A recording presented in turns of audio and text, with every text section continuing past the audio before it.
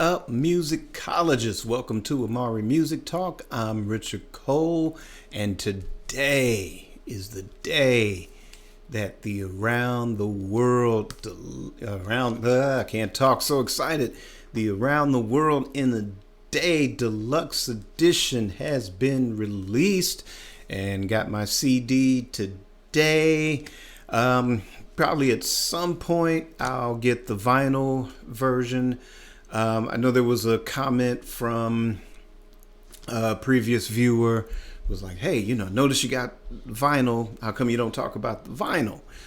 Well, years ago, I kind of lost my vinyl collection, and well, at least half of my vinyl collection. And I had spent like from 2015 to about the present, kind of getting a lot of that vinyl back. But just kind of in recent years, with the cost of vinyl skyrocketing, and then even used stuff, like, there's some retailers, some mom and pop stores, some places that, they're basically price gouging on the vinyl. I mean, you can still find some deals here and there, but overall it was becoming more and more expensive to collect vinyl. So I'm very, very selective on getting vinyl these days, but I still collect it, and there will be some discussion on vinyl releases in the future. But today, talking about Around the World in a Day, this was the album, I guess we can call it the anti-Purple Rain. The more that Purple Rain was gaining momentum, it was becoming his heaviest Thriller, and Prince didn't want that kind of heat. It was like he said in the interview, there were people that he knew he was never going to see again at concerts, because they only showed up to scream in the places that they thought they should scream because they only seen the movie and not really, deep dive Prince fans for that time before or since.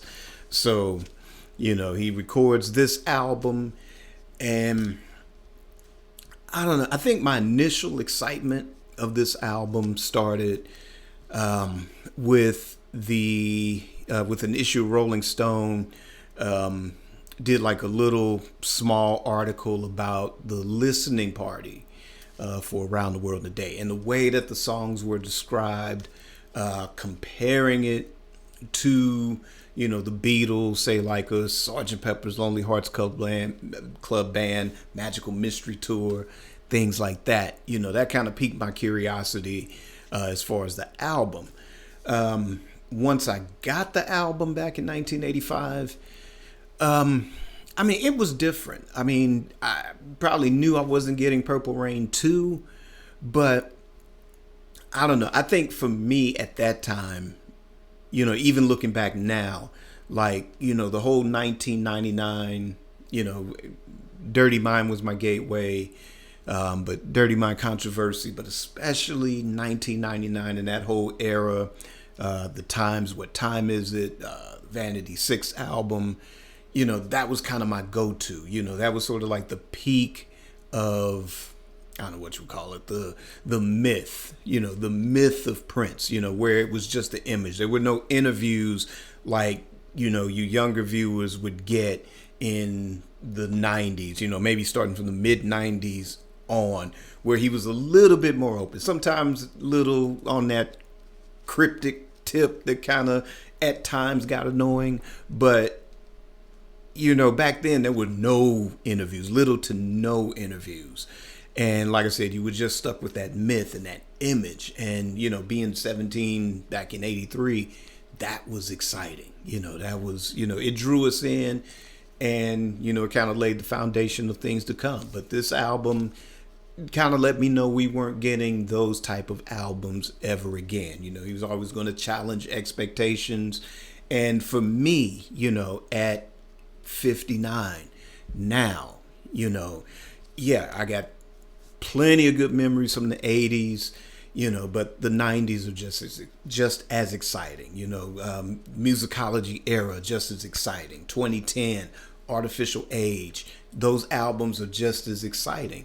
So, but it's nice that we're kind of being reminded of this classic period. It's not putting down anything that's later, but without that classic period, you don't get to that. Without the success of that, then Prince gets regulated to, well, we've talked about that in other videos. Let's go ahead and talk about Around the World in a Day, the deluxe edition. We're going to start with the unboxing. Then I'm going to kind of explain my thoughts because I only listened to it most of it on streaming. But after I open this, I'm going to listen to it in its entirety, and then I'm going to give my actual full review instead of doing 2 different episodes like with the Jimi Hendrix box set. So here I've got my handy dandy guitar pick, which is great for opening vinyl, which is great for opening CDs, DVDs, without all the hassle of trying to open those things by hand or by other means. Makes it much easier to rip apart. Kind of miss the purple hype sticker on that, but I guess the estate's trying something different this time. They're trying something different with this, where I know a lot of people were excited to get a box set. I know I was in anticipation of a box set. There's people that argue that there's enough material for a box set. There's others that argue that there's not enough material for a box set. But I don't know. We'll kind of address those controversies later. But right now, okay, we got the plastic off. Oh, wait a minute. Let's see. Oh, this is going to be a trip. So if you get the CD, if you look closely, there is a little strip of tape here that's holding the flap down. So I'm going to try to open this without damaging the cover. So far, so good. All right, success. All right, so we're able to get the tape off without damaging the cover and ruining such what looks to be like a pretty good package so far. All right, and open this up. Got a nice, clear, colorful field with the rainbow against the blue sky. And I'm gonna try to get the disc out. If you've seen the Jimi Hendrix Bold as Love, I guess, be careful when removing your CDs from this kind of digipack packaging now. So you can always keep your CDs nice. And this is the 2025 Remaster. And it's kind of weird. I keep thinking that we're going to get 3 discs, instead of 2 on this one. But like I said, there's arguments that there's plenty of vault material. There's others that say there's not enough vault material. But here we've got a book, which is a replica of the original album cover. We've got the liner notes, which is reminiscent of the inner sleeve of the original vinyl, which contains the lyrics.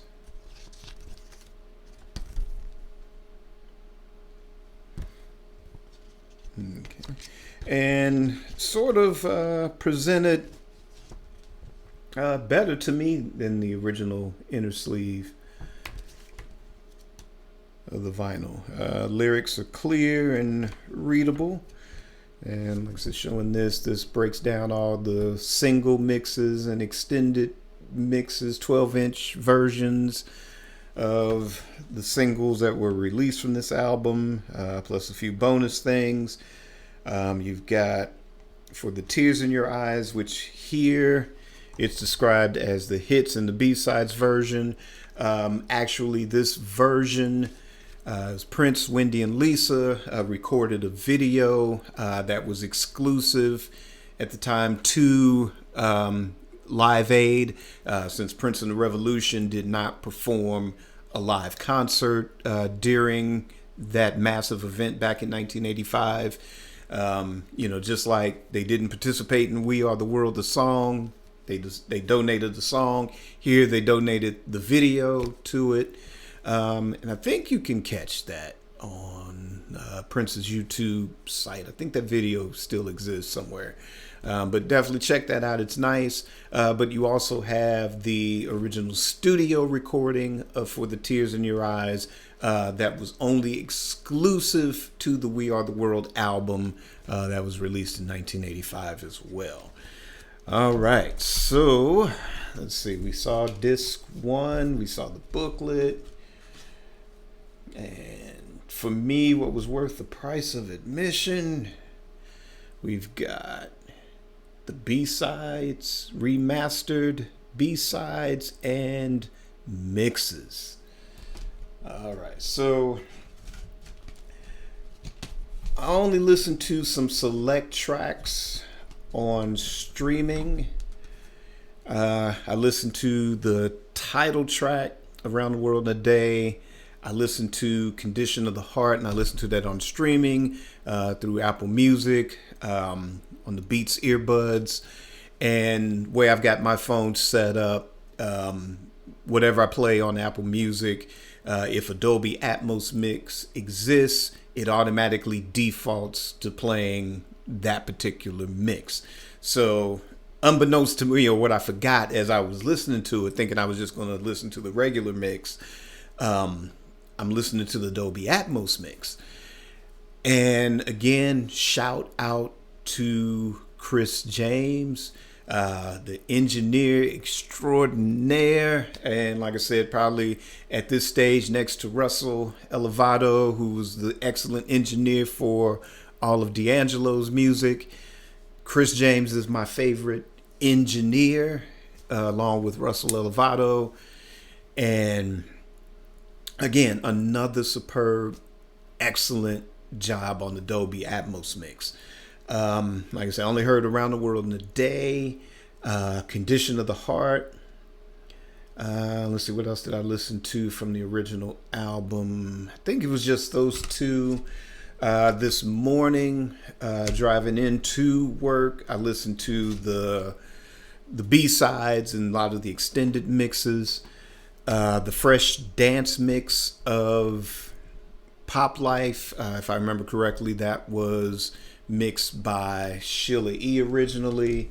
But there's an extended version of Pop Life, which up until now I had only heard as a bootleg and not the greatest quality of bootleg.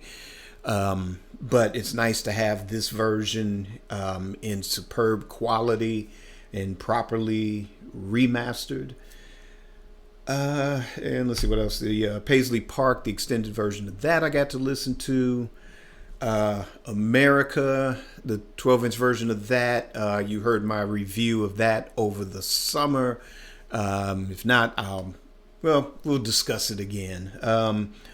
That one I heard in Dolby Atmos, and that was, just mind-blowing to listen to. Let's see, what else did I listen to? So that's about as far as I got. She's Always in My Hair, the extended version of that, and let's see, of course, Raspberry Beret, that extended version. All of those sound great. It's nice to have on CD, properly remastered.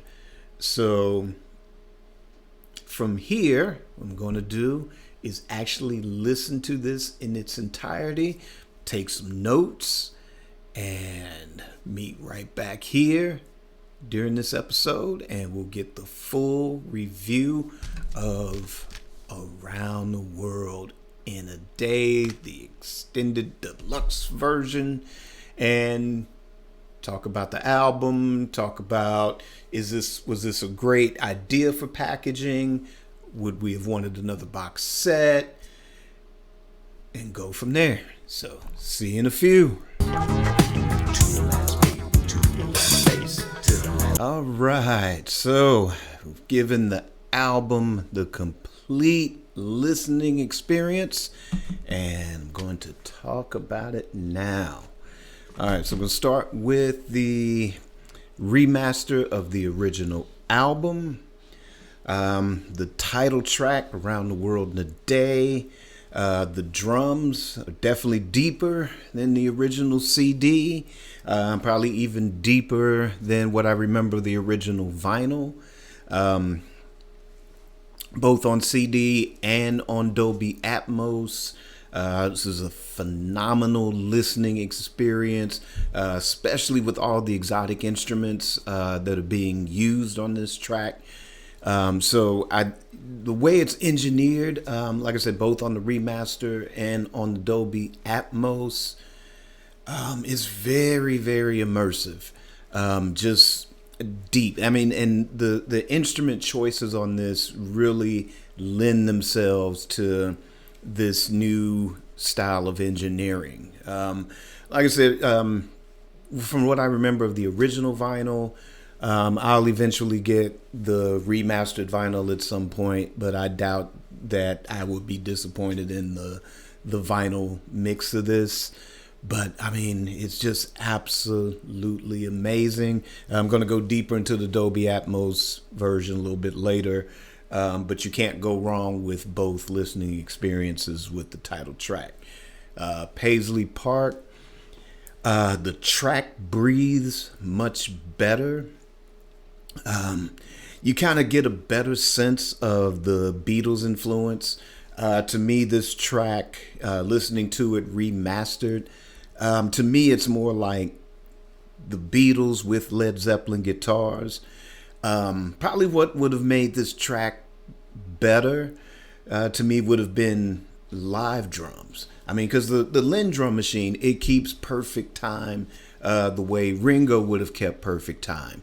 But if you're going for any type of Beatlesque feel, yes, Ringo plays with taste. He absolutely plays for the song.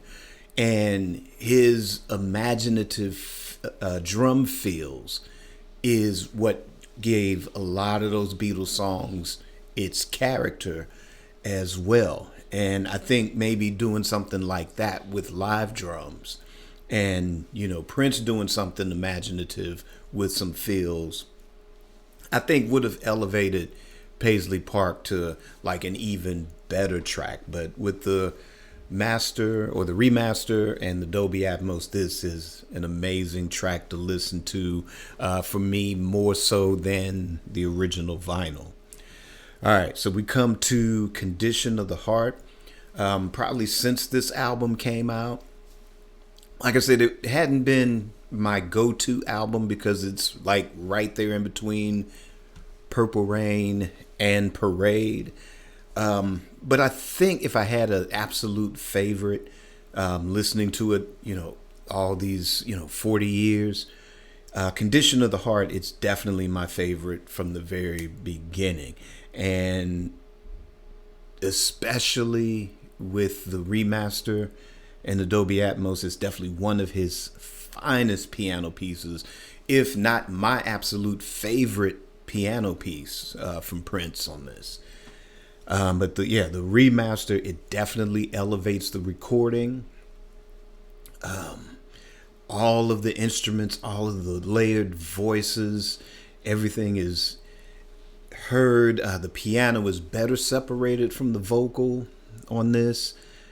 And I think with the remaster and the Dolby Atmos, I think this particular track just elevates it to timeless on this. Not stuck in the past listening to this track. It's like it sounds fresh, it sounds new. Same thing with Raspberry Beret. It sounds fresher. This really, and especially when it was, because originally Around the World in a Day was supposed to be taken just as a album as a whole. Every time he's tried to do this while he's with Warner Brothers, they would, force him to put out a single with this. And Raspberry Beret was chosen as a single. And yes, it was a big hit. But it really wasn't my personal favorite track. But listening to the remaster and the Dolby Atmos version, it does sound fresher. I always kind of like the 12-inch single version better. And we'll talk about the remaster of that a little bit later, and the Dolby Atmos. But both of those makes this a more enjoyable listening experience. And, I enjoy listening to the song now more than I did in 1985. And we skip to the next track, Tambourine. This is probably my second favorite of all the remaster of the original album. Again, with the separation, the way the tracks breathe, more of the range that you get in both Dolby Atmos and with the remaster. I get a better sense of this song. I kind of remember. I don't know if it was an article about the listening party for Around the World in a Day or if it was the review for Around the World in a Day. But I remember this comment, the comment for this track being that it was very Bo Diddley influenced, which it is. It's got that Bo Diddley style groove. But what makes Prince Prince is it feels like if Prince had produced Bo Diddley and had Morris Day playing drums on this, even though it's Prince on everything on this particular track. It's out of just about everything that's been remastered so far, when it comes to Prince being the one that, where it's produced, written, arranged, and performed by, to me, this is among probably the best remaster. I think Prince did everything on Condition of the Heart as well. So with this, to me, this is the epitome of when it comes to what he does by himself, minus whoever, somebody on a saxophone or, let's bring in, whoever, Susanna or Jill or whoever on background vocals. To me, when it's just Prince doing everything, voices, instruments, everything by himself, to me, these two tracks are the gold standard for remastering or Dolby Atmos mixes. And after that, let's go to America. America, the remaster breathes. But to me, the Dolby Atmos version is the better listening experience. Pop Life, probably my third favorite remaster of this set. To me, it hasn't sounded this clear since the original vinyl. And to me, this is probably the way it was meant to be heard on this track. Going to the latter, it's the better listening experience as far as the remaster goes. Because I don't know, I liked the track, but I really liked this song more when we got to, I think it was like 1988 or 89, and it was that little 15-minute sort of, call it trailer, sneak preview of the documentary that never came out, directed by Albert McNolly. And there's a clip where he plays this during sound check or during rehearsal, during the Love Sexy tour. And to me, that version, the way he does it on that, was better than the record to me.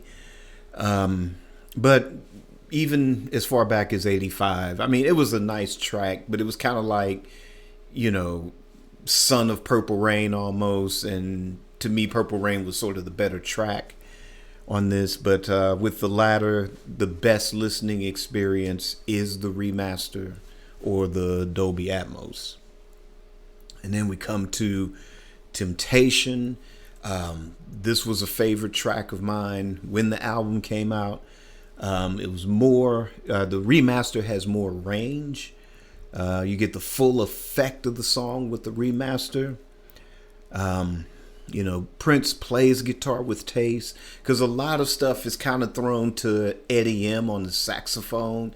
And I wonder if that was just kind of where he was looking to kind of compete with Springsteen on that, because to him, the only other general he respected was Springsteen, with the way that, even though it's two different styles of music, the way Springsteen holds a crowd, the dynamic of the band, how, he's in control of the band the whole time. And, you had Clarence Clemens on that sax, doing some nice sax riffs on it. And, here on Temptation, Eddie M is doing some very nice saxophone riffs. But this is a song, to me, where I think people talk about the Beatles influence, but Prince talks about the Led Zeppelin influence. To me, this is the most Led Zeppelin song on the whole album to me. And he could have easily just done it like a Led Zeppelin track, where it's, just the drums, the bass, and the guitars on this. So he definitely plays the guitar with bass, but, he could have dominated.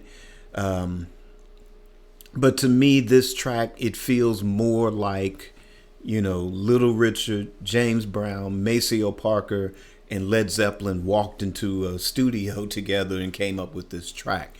But, for all of these people that like to leave Prince off of a, greatest guitarist list, I would say probably a couple of the things on this album, like Paisley Park. Again, he plays that with taste, because the Beatles would have played with taste. They never really showboated on a record, whether it was with guitar solos. If it was a guitar solo, it was there to service the song, not having the song service the guitar, which a lot of sort of, when you get to guitar, groups that try to emulate the Who or Led Zeppelin, those songs, even though if they're good or they're great, they reduce themselves to that, where a composition is a composition and the instruments service the song, not the song servicing the instrument, unless you're talking about classical music or jazz. But I digress. But like I said, even just the subtleties that are on guitar, I urge these so-called people that, like to leave him off the list to kind of give tracks like this a listen and, kind of rethink their lists from time to time. So now we're done with the original album. After this, we've got all the 12-inch and the single versions of things. So America, the 12-inch single, to me, this hits harder than the album version. I did a review of this when this leaked over the summer, and to me, this is the overall better listening experience. Best results, listen to it in Dolby Atmos. The Raspberry Beret 12-inch, the CD remaster is better than the original 12-inch vinyl. She's Always in My Hair, both single and 12-inch. Love the range of the remaster. Love the deepness of the bass. Love the deepness of the drums on this track. Again, I don't know if it's me, but is the 12-inch version slightly faster? And I listened to it both on CD and streaming. And the 12-inch single seems to be a little bit faster, where I think earlier original mixes of it, and especially the single version, the tempo on that is basically my preferred tempo. But regardless of that, it still sounds amazing, remastered and on Dolby Atmos.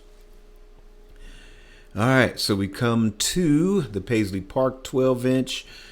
Which originally I was always indifferent to the 12-inch single. It was nice to hear more guitar, kind of hear more of the song. But it really, to me, didn't really go anywhere like a lot of Prince 12 inches do. Like Raspberry Beret. It goes in kind of different directions. She's always in my hair. There's something more to it where it feels like obviously it was the full length version, but you kind of go on this journey throughout. And I didn't really get that with the 12-inch of Paisley Park, but the remaster, it gives me more enjoyment as a listening experience. Listening to it, like I said, with the joy and excitement I get from it, it's similar to what I get when listening to Hendrix remastered albums, or even something like the 2017 remix of the Sgt. Pepper album, where you kind of have more nuances and sounds and different things going on that'll kind of keep you interested from many years to come. All right, Pop Life 12-inch, the extended and the fresh dance mix. The fresh dance mix was part, I think that was the one that was mixed originally by Sheila E., or remixed by Sheila E., which is the 12-inch single. And that's the one that I've lived with for 40 years. The extended version was something I heard originally on a bootleg, or I had on a bootleg many years ago. So it's nice to have that, have a quality release on this. And kind of the same as the Paisley Park 12-inch single. I get the enjoyment from the remaster of those, and sounds excellent. And to me, I prefer these versions even over my original 12-inch vinyl single.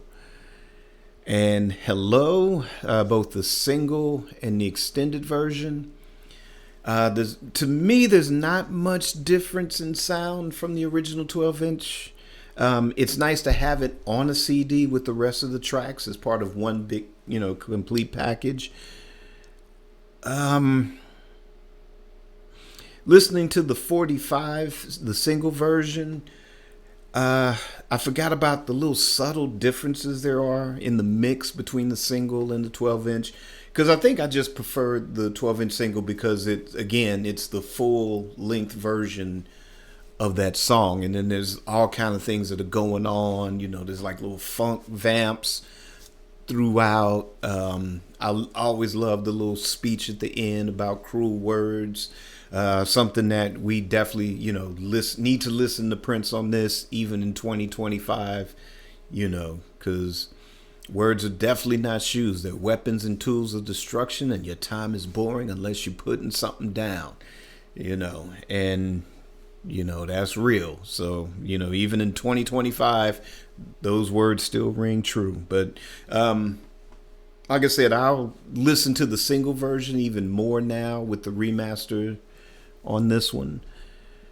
From here, let's move on to Girl, the single and the 12-inch version. This is a song, it's grown on me. I remember I didn't buy the 45 single. I think for that I went straight for the 12-inch single when it came out. And this was kind of back then, Prince was so big, and plus radio was more daring, but it was kind of the beginning of the end. But by the 80s, and especially the mid 80s, Prince was one of those few artists that DJs were sort of taking that chance with. Because like around late 60s, early 70s, and especially with the advent of FM radio, DJs took more chances. It wasn't about like, okay, well, here's the playlist. Here are the same 10 songs that we're going to run all day, every day, whether they're good or not. A DJ would have the power, or a programming director would have the power to say, hey, what about this album track here? What about this B-side? There's a lot of songs in the 70s that became absolute hit records, because it was like, okay, well, here's the A-side, but the A-side wasn't hitting. But here's something that somebody stuck on the B-side for whatever reason and would play the B-side, and then that would be the hit single. We don't have that anymore. That's definitely lost, especially with streaming. Especially with streaming, we've lost that independence. We lost that free thinking, and just playing something because it was good, not because we're moving. People are selling songs in the same way that they're selling soap or cans of soup.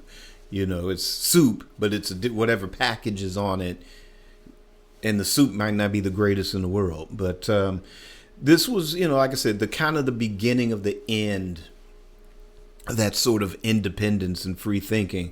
But I remember the girl getting a little bit of airplay, like not a lot, and it ended up not in rotation. But, it was kind of that thing of, Prince has a new single. It's got to be something on the B-side. Well, let's check it out. Let's, see what it's about. But it didn't really hit me like an Erotic City would hit, or 17 Days would hit, or Hello would hit, or She's Always in My Hair would hit. And then it's kind of got that beat. And I think, sometimes too, as original as Prince is, I think too, there's that sort of competitive spirit that would creep up every now and then, where, it's kind of derivative, but Prince still makes it Prince. And it's either going to become sort of like a cult classic, or it's like, okay, there's Prince, the rare time he's chasing a trend, especially in the 80s, the rare time, he's chasing after somebody. But that beat reminds me of the, I forget the group, but they did a remake of a song from the 60s that won, sometimes got to dun, dun, run away. It's that beat. And it sounds like he's trying to compete with that. I don't know, Spandau Ballet, ABC, whatever the group was that did that cover of that 60s song. But it had that, dun, dun, I got to, dun, dun. It has that beat to it.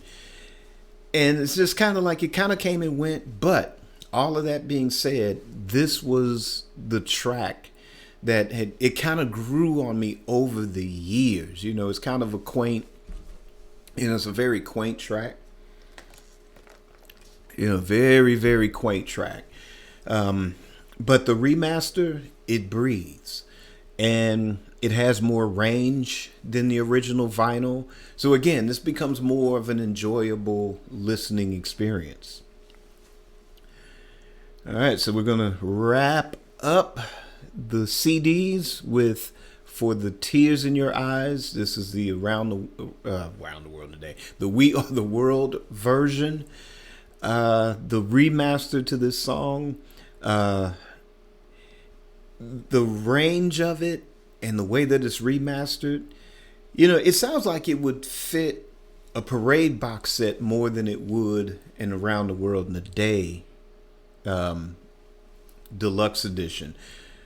But it's great to have as part of that. I mean, it is kind of part of that history, just like the backstory with Prince was asked to do We Are the World. He didn't want to do it. He wasn't going to show up. It's one of those things, how somebody keeps badgering you to do something you don't want to do, and you just kind of like, yeah, what the hell, I'll do it. And then you don't show up for it. That's kind of where Prince was in this thing. And, regardless of whether you thought that was a good move or a bad move, but it was the fact that instead of just kind of hiding out in a hotel, kind of laying low, if you playing it off like you're sick, instead he goes out partying, paparazzi catches him, bodyguards beat down the photographers, ended up in the front papers. Imagine if we had TMZ in those days, man. This was sort of back then, it made the papers with such a magnitude. It was on the level of a TMZ, the press that situation got. But, it was kind of like, look, you know what? Why don't I just donate a song? I'm strongest in that situation anyway. Let me just donate a song. So here we have For the Tears in Your Eyes that was donated. So it is part of Around the World in a Day history. because you have the song "Hello," which is a document of that situation. So it fits. It does fit. But as far as like by this time and whatever he was recording around this time, which was, leading up to Parade, the Family album was already in the can. So it's that sort of next step. It's that step ahead or step or two ahead of the Around the World in a Day album in itself. And that being said, we've got the For the Tears in Your Eyes, the Live Aid version, or as it's commonly known as the hits and the B-sides version. So instead of Prince and the Revolution doing a full-on concert at Live Aid, somewhere I think during as the Purple Rain tour was winding down, they get together at the before sound check or whatever time they decided to do it, and it's Prince, Lyndon, Wendy, and Lisa, and they're filming a video exclusively for the Live Aid show. So this wasn't released as a recording until 1993's the Hits and the B-Sides compilation. So it's just the audio of that. But that CD, as cool as it was for 1993, the mastering of it, the song choices, especially with the B-sides, all short 45 single versions. Maybe some of the allure was something like Power Fantastic and this version of For the Tears in Your Eyes. But to hear it remastered, it's more powerful than the hits and the B-sides mix of it. The separation of vocal and instruments is much better, and it better services the song itself. So like I said, it's got a little bit more heavier emotional weight. I don't know which version I prefer. I think because I had lived with the We Are the World version the longest, I guess that was kind of like a default for me. But the best listening experience for the Live Aid / Hits B-Sides version is on this remaster. So definitely check that out. And going to kind of wrap this up with the Dolby Atmos. I've made a bunch of comments on some of the various songs that are the definite winners on the Dolby Atmos. But to me, the Dolby Atmos is probably going to be the number one complete listening experience for this album. So whether you have a very nice Dolby Atmos system or somebody like me that's got like a not so expensive, like a cheaper or cheap version, but has a pretty decent sound to it, to me, my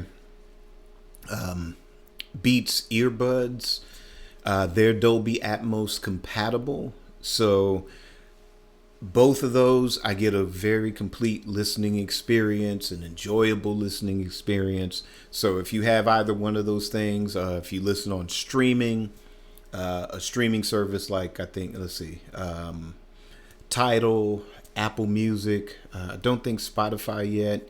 Not sure about Amazon Music, though. I don't know if they have Dolby Atmos, but definitely Tidal, Apple Music, any service that is Dolby Atmos compatible that you do your streaming on, those would probably be the better results if you don't have physical equipment to listen to on that. So like I said, it's the best listening experience.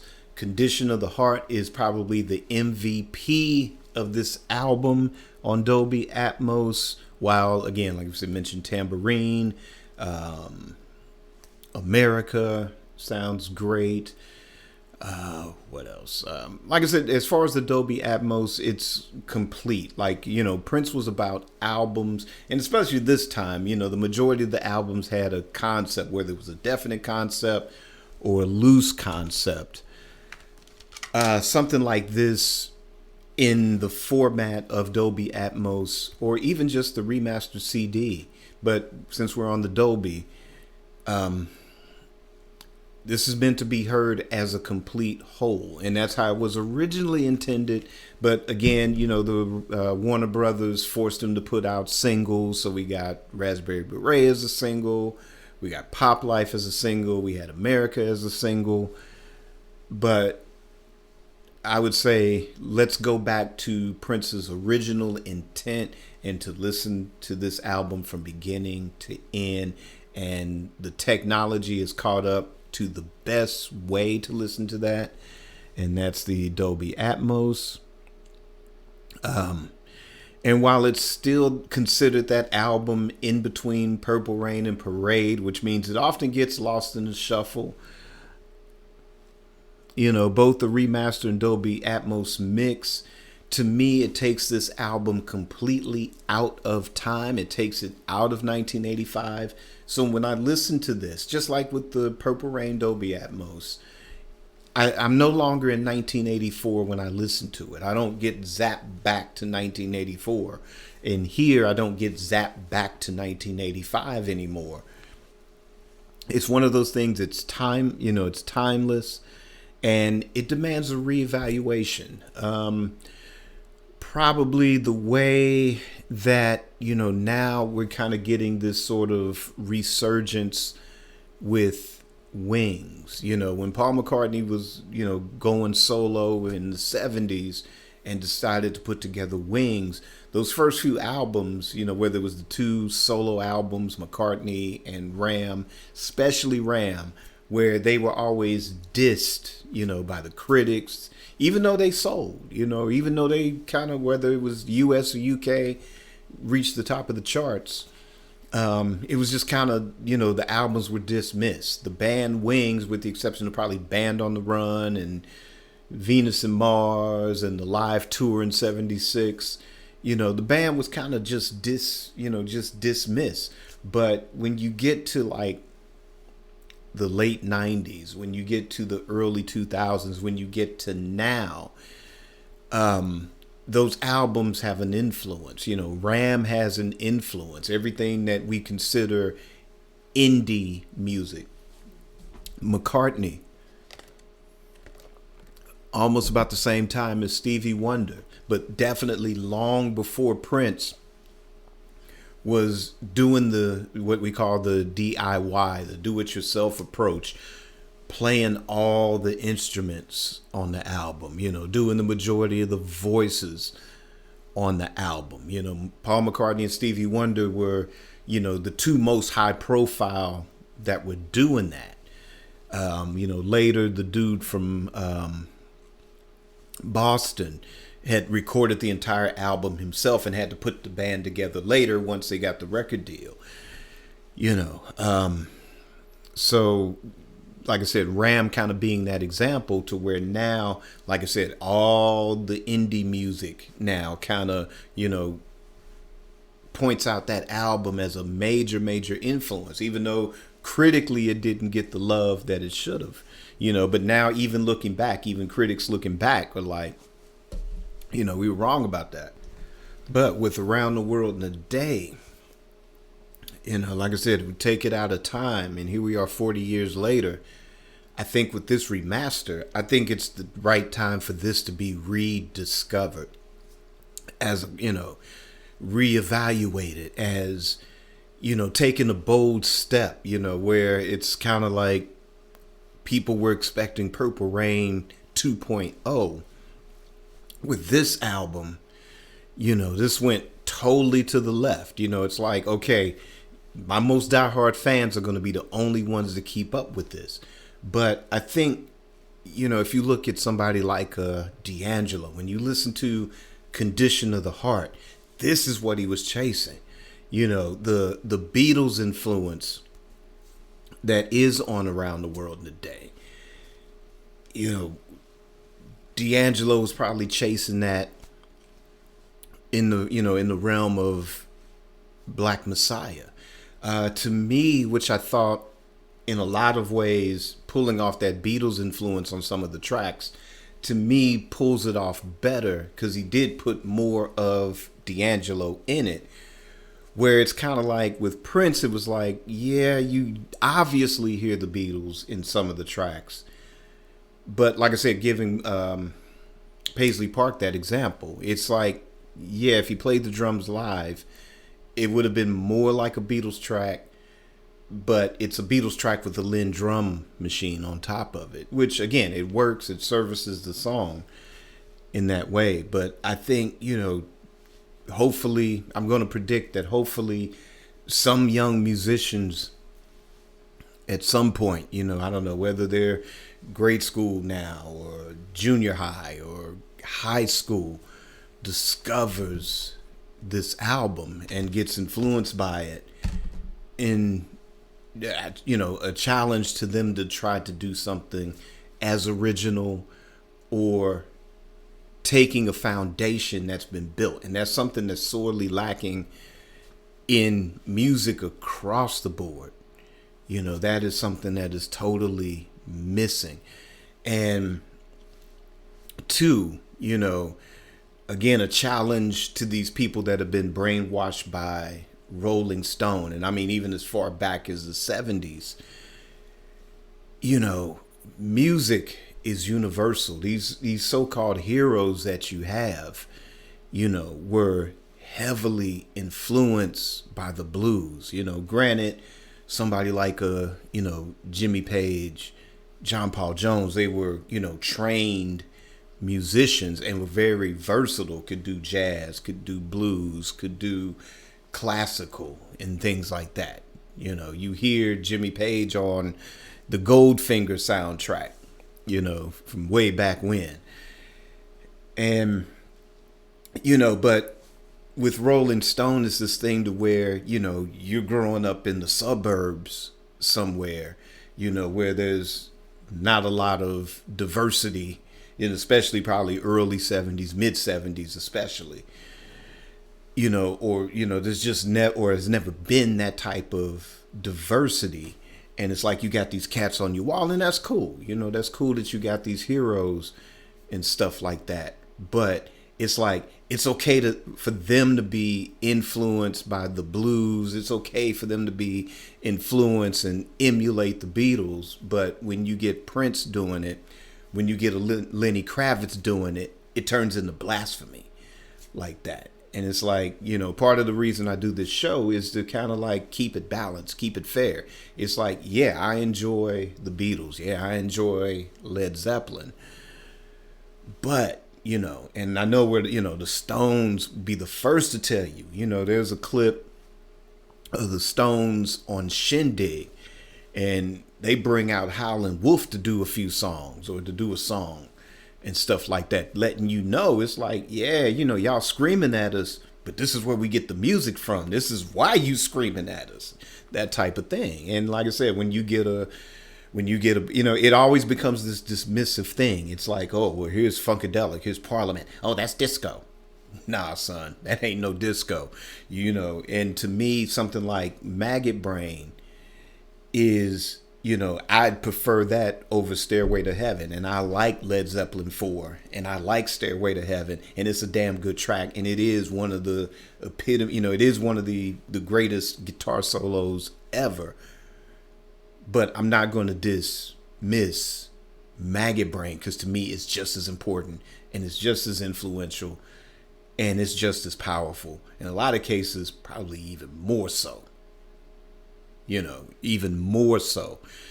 And like I said, these so-called lists, I don't know if these are bots putting out these lists now or propagandists putting out these lists. Even if you have your set of heroes that have nothing to do with Eddie Hazel or Ernie Isley or anything like that, these lists still piss you off, and it's still designed to garner some type of reaction to it.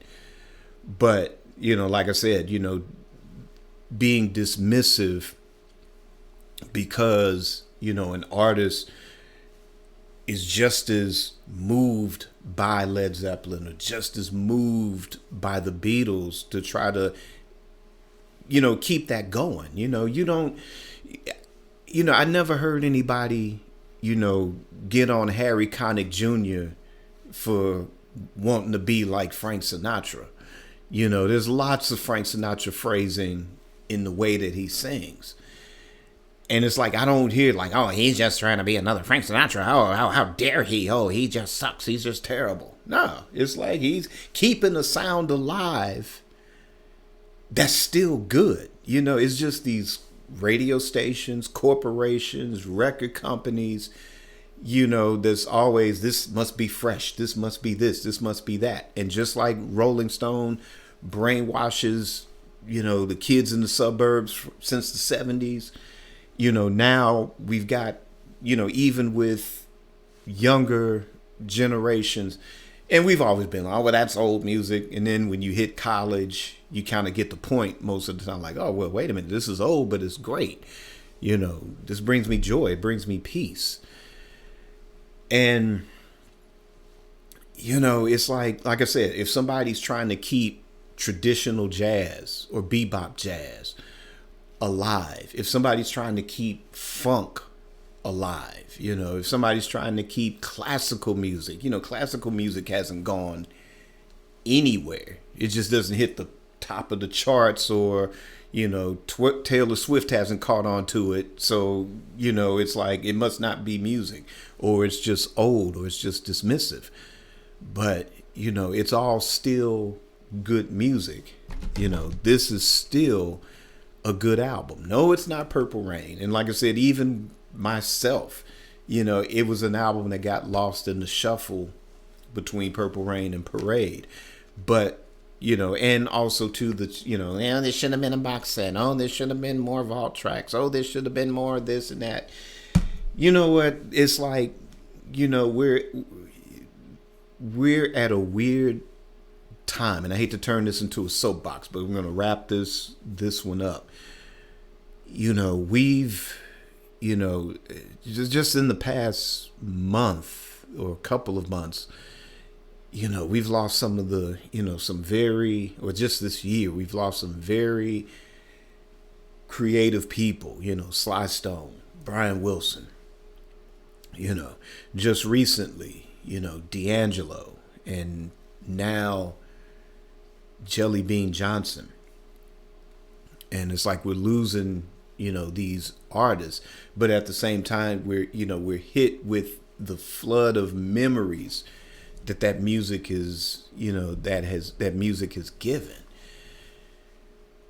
And business is business. No business is perfect. No business is foolproof. You're going to have some success. You're going to have some losses. You look at the way the stock markets and crypto is going, it's a very low time. Now, it might be a good time for a lot of people to jump in and buy at cheap prices and things. But, the ripple effect where it causes an abundance of fear, where people are scared they're losing their money if they're in that type of thing or not. Decisions that are made, all the stuff that's going on, it's always causing division, or it's causing fear and panic, and like I say, when you lose artists that have brought you joy, then it's like another, it's another emotion to kind of deal with. So, could this have been a box set? At this point, I don't care. I really don't care. It's Around the World in a Day. It sounds great. You know what? It's like a team where you may not be, I don't know if in the case of the, you may not like the general management. You may not like all of the decisions that they're making. They're in a rebuilding period. A lot of stuff gets, it's not in a vacuum. A lot of this stuff got hemmed up by the Netflix documentary, and I've explained that a million times. Their contracts are what they are, and they want to kind of keep it to where like it's so exclusive that only way you're going to experience something is if you subscribe to Netflix. That's how that was. So when they tied up the vault, it was probably only going to be, excuse me, it was only going to be probably just a few years while they rake in the subscription money from people wanting to check out the documentary. Well, now that has fallen through, they worked it out, they negotiated. It's not like they had a bunch of, they probably had maybe they do, maybe they don't. But you run, whether it's a $1 billion record company or you run an estate. Now, this came out 2 weeks after the Jimi Hendrix box set. Both are on Sony Legacy. Hendrix Estate has had their licensing deal the longest. Bob Dylan has been signed to Columbia Records since 1962, and he's still with us. So if he drops a new album or if he drops a box set, yeah, that's going to get priority. Springsteen has been with Columbia Records since God knows when. He started in the 70s. So and if you look at the roster of just legacy artists that they've acquired, and I think that they get Elvis too. So you got all this stuff in competition with that. I don't know who's financing these things, but also too, were there enough vault tracks? Were there not enough vault tracks? Again, I don't care. When like I said, you may not like the decisions or you may not like the general management. A lot of people, if you want a sports comparison, it's the general management at the time of the 98 Bulls. They weren't trying to spend money for them to try to get another championship. So therefore it caused Jordan to walk, Robin to walk. You may not like the moves, but I would say with the MVP Chris James bringing superb Dolby Atmos mixes, then and it's a rebuilding year after the debacle of the Netflix documentary. It's going to take a couple of seasons to kind of just sort that out. And who knows, Parade box set might be a championship year. We'll have to cross our fingers and see. Depends on what's on it. That may be a championship year. Whatever drops on Record Store Day. If part of the announcement had to do with the possibility of getting the final piano and microphone, maybe it's a box set of the whole tour, maybe it's a hybrid of the entire tour, or maybe it's just the final concert itself. We won't know until that's officially announced, but that might be another championship year. Who knows? But there are far worse first steps at getting back to the finals than this. And like I said, it's the way that this is mixed, it deserves to be reevaluated and enjoyed.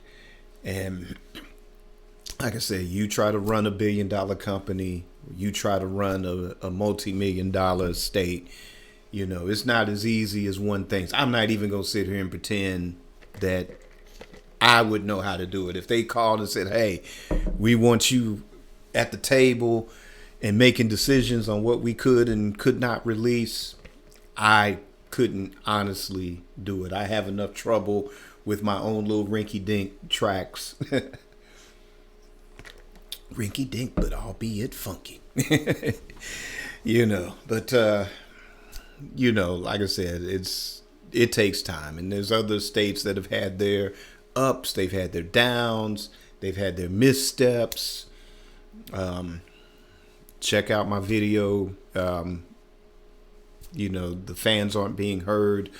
Part 1, check that out.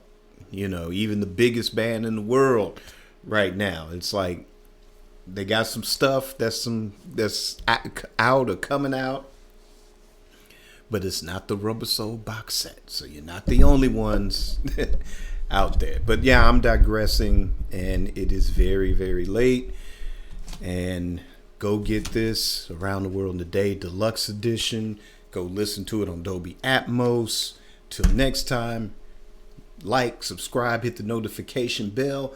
Create your day, create your life. Peace.